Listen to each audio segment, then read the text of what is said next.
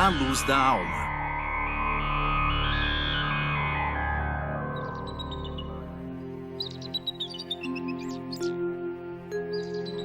O elemento dominante na alma aristotélica é a luz.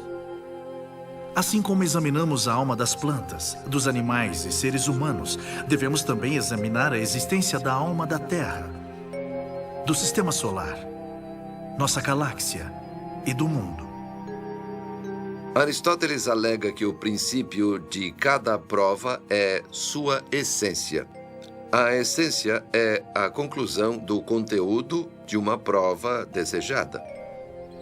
O conteúdo da essência da Terra, de nosso sistema solar, de nossa galáxia, de nosso mundo e de nosso universo, é sua adesão às regras matemáticas e às sequências geométricas que eles seguem em seu movimento e constroem a harmonia universal.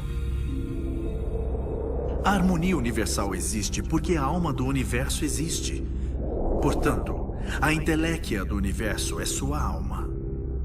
A definição de que a Terra e o universo têm alma leva-nos à conclusão geral de que a alma do homem, da Terra e do universo é inata, no sentido de uma inteléquia compartilhada dentro de uma comunidade psíquica. Nesta visão convencional, vemos o homem composto de matéria e espírito, em outras palavras, alma, em um universo, ele próprio composto de matéria e espírito, em outras palavras, alma. Já que o material da alma do homem e da alma do universo é o mesmo, ou seja, a luz, que em sua representação refinada de cores traz seu conteúdo, podemos dizer que a alma do homem é parte da alma do todo, do tudo. Na base da inteléquia de Aristóteles, que em cada caso tem um significado duplo, que é às vezes conhecimento e às vezes exercício do conhecimento, temos o direito de supor que o universo está em estado constante e eterno, que em sua totalidade é uma constante dinâmica. A soma de todas as suas propriedades múltiplas e um estado eterno de movimento que envolve as subdivisões do espaço-tempo e das suas partes. Os antigos místicos e filósofos gregos chamaram o estado constante do universo de estado etéreo. O estado mutante do universo determina a luz. O éter e a luz que o penetra, viajando em todos os sentidos, constituem uma inteléquia dupla do universo de sua alma. As medidas feitas por cientistas das propriedades elásticas do éter no fim do século XIX não deram as respostas esperadas às suas perguntas, ou seja, que a luz devia ser emitida em uma velocidade constante no éter. Eu acredito, porém, que isto não é uma causa para rejeitar a ideia da existência do éter. Seu estado constante de existência na totalidade do espaço-tempo dá ao universo a possibilidade para se conter, para ter registrado na natureza o conhecimento completo, por meio de que existe, e para intervir na transmissão instantânea em cada ponto do infinito. De modo que as constantes cosmológicas que permitem que o universo exista sem desmoronar possam se manter e ser formuladas. É importante fornecer mais informações científicas sobre a natureza da luz, que é indispensável à compreensão da alma, já que a alma é luz. A característica predominante da luz é sua velocidade. É transmitida a cerca de 300 mil quilômetros por segundo. Portanto, a alma, quando é liberada do corpo, pode viajar nessa velocidade. Mas o que acontece a alguém que viaja à velocidade da luz? A primeira coisa que acontece é a suspensão do relógio do tempo. A alma, na velocidade em que viaja, não necessita ter um relógio, porque os ponteiros seriam parados na hora da partida. A eternidade para uma alma que viaja é um momento estático. Portanto, para a alma, o tempo não existe. Porém, o espaço também não existe para a alma, já que o espaço-tempo é um estado único. Enquanto o homem, através dos olhos, vê imagens do mundo em 2 dimensões, como numa fotografia, a alma, que é uma onda de luz, vê o ambiente em 3 e mais dimensões. A luz da alma, com todas as propriedades e variedades da luz clássica, é uma mistura de ondas com comprimentos diferentes.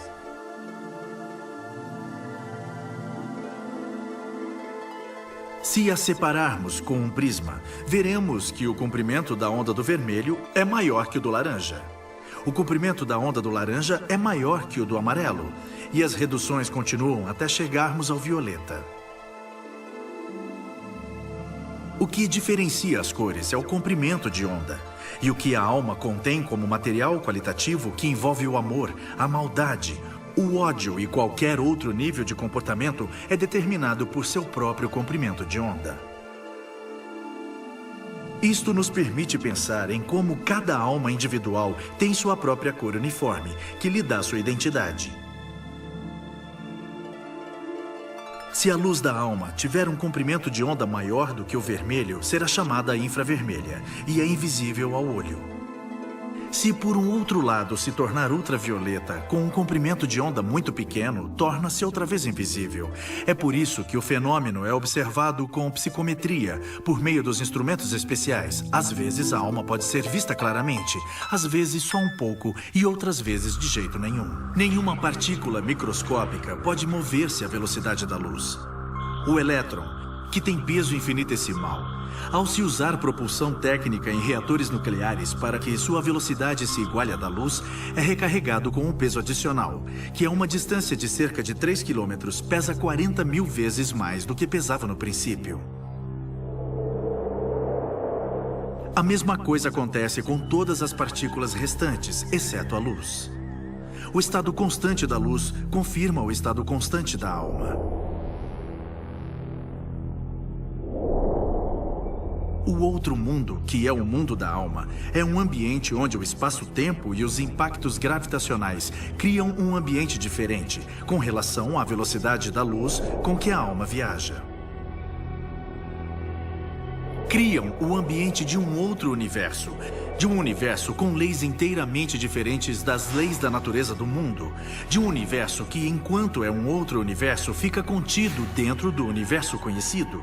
E pode parecer estranho, mas o universo das almas pode estar perto de nós, ao nosso lado, no espaço em que vivemos diariamente.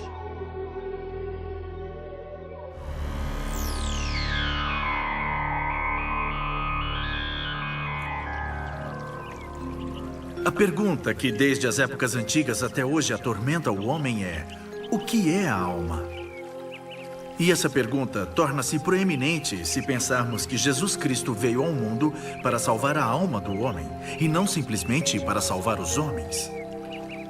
E a pergunta é igualmente proeminente se adicionarmos ao princípio antrópico a condição de que o universo foi feito e existe por causa não da pessoa em carne e osso, mas da alma do homem, porque o espaço-tempo é compatível só com a alma. Antes de falar da visão científica contemporânea da alma, vejamos o que os filósofos gregos do mundo antigo tinham a dizer. Primeiro, Sócrates descobria o valor incomparável da alma, com relação a todas as outras riquezas neste mundo. Platão, falando da alma, começa com a convicção de que o conhecimento de coisas, como os conceitos de justiça, nobreza e igualdade, devem ter sido tomados pela alma, em um período anterior à sua existência na Terra. Assim, nosso conhecimento de qualquer assunto não passa de uma lembrança da imagem que a alma experimentou em sua vida pré-somática. A alma recorda o que quer que tenha esquecido após sua entrada no corpo. A letárgica memória acorda quando vê coisas semelhantes ou diferentes das formas anteriormente conhecidas. O conhecimento, então, que um dia tivemos, estava em letargia, até que algum dia uma série de impressões dos sentidos estimule o processo da comparação, da correlação e da inferência, e o desperte em nosso consciente. Assim, por exemplo, ver uma bonita forma desperta em nossa alma a lembrança da beleza prototípica que um dia experimentamos. E isto nos enche de nostalgia do mundo das ideias eternas e do arquétipo eterno. Esse ponto de vista explica a origem do amor verdadeiro, do amor platônico, que não é nada mais que a paixão da alma pelo eterno, que se origina do esforço do filósofo para compreender a imagem verdadeira dos seres que ele tinha visto no reino da realidade suprema. E, na mesma hora, a partir de sua grande paixão, imitá-los nesta vida, dentro do domínio dos 5 sentidos. Juntamente com a teoria das ideias, a teoria da alma é a parte central da filosofia de Platão. Estes 2 sistemas de ideias estão indissoluvelmente ligados. A alma tem a capacidade própria de saber e mudar coisas no mundo dos sentidos. Porém, o mais significativo de todos é o poder intelectual da alma. É só a este que a alma deve seu valor com relação a toda criatura animada e inanimada. Só com seu poder intelectual pode a alma relacionar-se com o eterno, com o original, o verdadeiro, com as ideias. Para Platão, a alma tem uma posição intermediária peculiar entre os 2 mundos. Tem uma origem divina, relaciona-se às ideias. Contudo, não é uma ideia, mas de todas as coisas deste mundo é a única que é semelhante a elas. A alma conhece o divino, porque vem do divino. Ela mesma é divina. Tem o conhecimento do eterno e afirma, assim, sua própria divindade, sua semelhança ao próprio Deus. No contexto da teologia, do destino da alma, Platão crê que uma parte do pecado que existe neste mundo não é pecado. O único pecado real é o pecado moral. Os outros pecados têm o próprio homem como fonte, e não Deus, que só é a fonte da bondade. Deus ajuda o homem. Ele nunca abandona os bons e os justos. Ele simplesmente os testa. Nem pode o pescador escapar da punição divina. Se não for punido nesta vida, será punido na seguinte. Deus pune o homem a fim de levá-lo para o bem. E assim chegamos ao discípulo de Platão, Aristóteles. Ele era mais prático e mais realista e disse: mestre, eu respeito muito, mas mais do que a qualquer coisa eu respeito a verdade. E a verdade é que as formas não são transcendentes, são existentes. Elas estão nas coisas, não há nenhuma matéria sem forma, nem forma sem matéria. Para Aristóteles, a busca da alma se estende ao reino inteiro da natureza orgânica, e seu sentido de medida fornece uma visão teleológica. A alma não é só a causa eficiente, mas também a causa formal, a forma do corpo e a finalidade a que se destina. De acordo com a definição de Aristóteles, a alma é a finalidade preliminar de um corpo orgânico, qualquer que tenha dentro de sua própria alma. O corpo, em resumo, não passa de um instrumento da alma. Aristóteles reconhece 3 tipos diferentes de alma, com faculdades totalmente diferentes em cada um. O primeiro tipo é a alma nutritiva. É o tipo mais inferior e tem a ver com a alma do mundo vegetal. Sua energia se manifesta na nutrição, no crescimento, na reprodução e no definhar de cada planta, árvore, cada espécie do mundo vegetal. A segunda alma, para Aristóteles, é a alma sensível e refere-se ao reino animal. Este tipo de alma inclui, além das propriedades da alma nutritiva, as propriedades adicionais de movimento, no domínio da sensibilidade, tal como a imaginação e o desejo. O tipo mais elevado de alma para Aristóteles é a mente. Isto foi dado só ao homem. Sua atividade é o pensamento.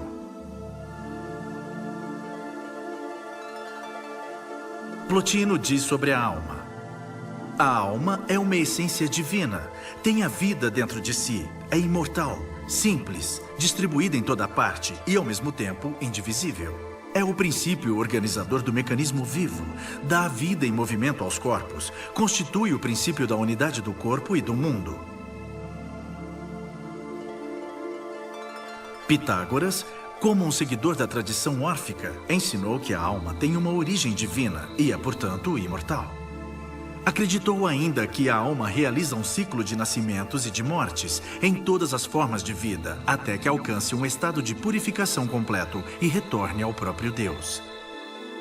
A ascética vida pitagórica, que santifica a alma humana, eleva Pitágoras ao nível supremo de grande reformador moral e religioso. Tudo que acontece tem causa. Porém, a primeira causa não são os átomos, nem corpos, nem os movimentos das estrelas. É a alma.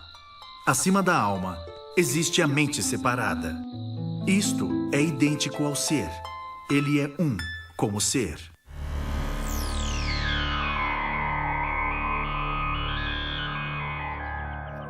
Com base nos trechos que selecionei do livro de Stephen Hawking, Uma Breve História do Tempo, sobre as cordas cósmicas, e do trabalho de Aristóteles sobre a alma, cheguei às seguintes conclusões, que formulo numa ousada afirmação que tem, porém, elementos científicos concretos.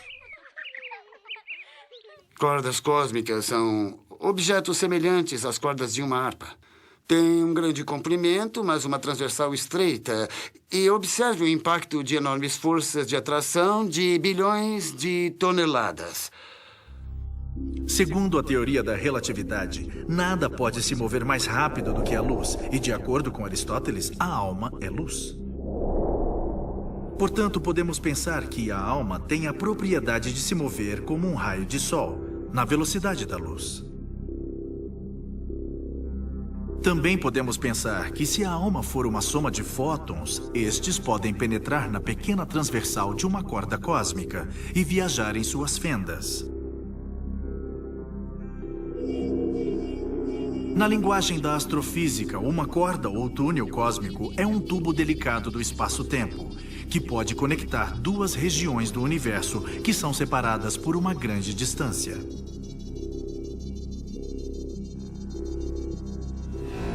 Stephen Hawking alega que no futuro alguém poderá descobrir um túnel cósmico que levará de um ponto do sistema solar, digamos a Terra, a algum outro ponto, digamos, Alfa Centauro.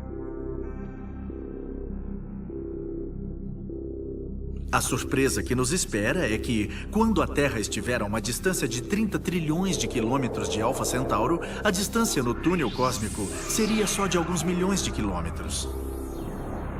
Neste quadro, vemos em um gráfico hipotético a Terra conectada a Alfa Centauro por meio de um túnel cósmico. Se supuséssemos que um homem morreu na Terra e que sua alma caiu no buraco de um túnel cósmico, essa alma alcançaria a Alfa Centauro no mesmo instante em que seu corpo morreu, talvez mesmo um pouco antes, visto que, sob circunstâncias normais, necessitaria de cerca de 4 anos-luz. Nosso exemplo nos leva à conclusão hipotética de que quando uma alma é liberada de um corpo em carne e osso, ela pode viajar em tempo zero a qualquer extremidade do universo. Se isto ocorrer, concluímos que o valor caótico do universo, se for comparado às propriedades mutáveis da alma, não é real, mas fictício. Ou seja, a alma e o universo são dois poderes equivalentes, que na totalidade produzem no espaço-tempo a eternidade estática. Portanto, o universo é o lugar em que a alma mora. Se Deus criou um universo que ao olho humano e à percepção humana parece infinito, na realidade, este universo tem um valor para a alma humana, que é igual à percepção total do espaço em que a própria alma tem e na qual se move. Aristóteles afirma que a alma é um número que se move. Cada alma, por assim dizer, é uma substância individual, potencial, autônoma, com um valor concreto de conteúdo. Seu número talvez expresse sua essência em sua existência, seja ele par, seja ele ímpar, positivo, negativo, composto ou então simples. Simplesmente concluímos que os seres humanos neste mundo podem ser relativamente bons ou relativamente maus, ou muito bons e muito maus, dependendo das ações que são determinadas pelo número de código de sua alma.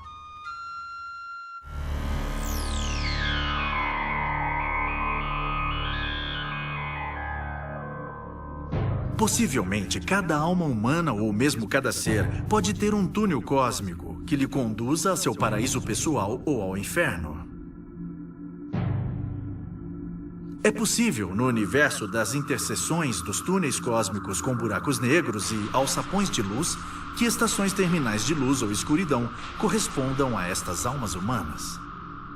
Se é possível que o chamado paraíso ou inferno das Escrituras existir, então podemos alegar que nós descobrimos, enfim, a definição da inteléquia do universo, que não é só a relação total da alma, do tudo a mônada divina, mas é, ao mesmo tempo, a finalidade da existência da alma individual, que constitui a existência suprema para Aristóteles. Não somente como um número, mas como o conteúdo do número. Nesse caso, minha afirmação se refere à explanação científica da ressurreição de Jesus Cristo e à vitória cósmica da luz no mundo escuro de Hades. A definição aceita de buraco negro é que se um conjunto de pontos do espaço-tempo tiver uma gravidade extraordinariamente grande, então nada escapa, nem mesmo a luz. Os limites de um buraco negro são formados por vias do espaço-tempo, de raios de luz, que não conseguem escapar do buraco negro e que circulam acima dele exatamente em seu perímetro. Pelo fato da luz que um corpo pode transmitir ainda não poder chegar aos olhos de um observador na Terra, devido à gravidade extrema do corpo que atrai a luz para trás, o observador da Terra não vê nada a não ser o espaço, onde o corpo gravitacional se encontra. Destes dois elementos científicos, deduzimos que um buraco negro pode prender muitos raios de luz no perímetro de sua superfície, enquanto em seu interior, onde há uma ávida matéria cósmica, ele mantém um campo magnético tão poderoso que mesmo uma partícula real terá energia negativa.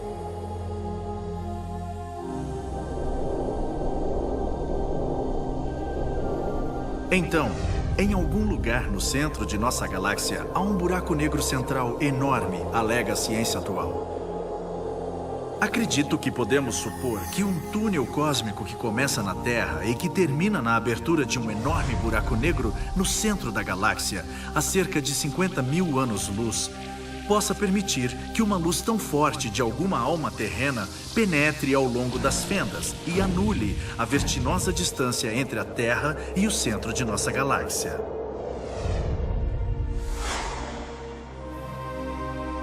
No instante em que Jesus Cristo na cruz, após os terríveis castigos que sofreu, clamou, "Está consumado", sua alma deixou seu corpo em sua estrutura de luz e entrou num túnel cósmico que o conectou com o Hades, definido como buraco negro. No contexto desta afirmação, podemos identificar Hades com um buraco negro, que inclui os raios de luz que penetram, talvez as almas, que as prende após sua passagem e as condena a girar sem fim em seu horizonte final, sem poder escapar de seu giro infinito. Segundo a teoria da mecânica quântica, partículas de todos os tipos dentro de um buraco negro, que são mal emitidas ou retornam ao seu horizonte final, não vêm do interior, mas do espaço vazio, além do horizonte final. Também podemos propor, com base nas teorias deterministas da mecânica quântica, destemidamente uma afirmação sobre a evolução de uma onda de luz no espaço cósmico, tal como a luz da alma do Cristo teantrópico, sem ser uma lei específica quântica contrária à afirmação. Tomamos como posição firme e específica que o poder da alma de Jesus Cristo seja a mesma que a sua luz. Se um todo-poderoso raio de luz, como esse da alma de Jesus, de repente cair dentro do buraco negro, num Hades virtual, então teremos um rápido aumento na entropia no buraco negro, com evidente e incipiente temperatura. E seu ritmo de radiação passa por uma diferenciação instantânea de valores, de forma que o equilíbrio mantido até então será automaticamente perdido. E a massa do buraco negro se condensará, causando uma explosão equivalente a milhões de bombas nucleares, liberando assim todos os raios de luz presos ou almas de seu horizonte final.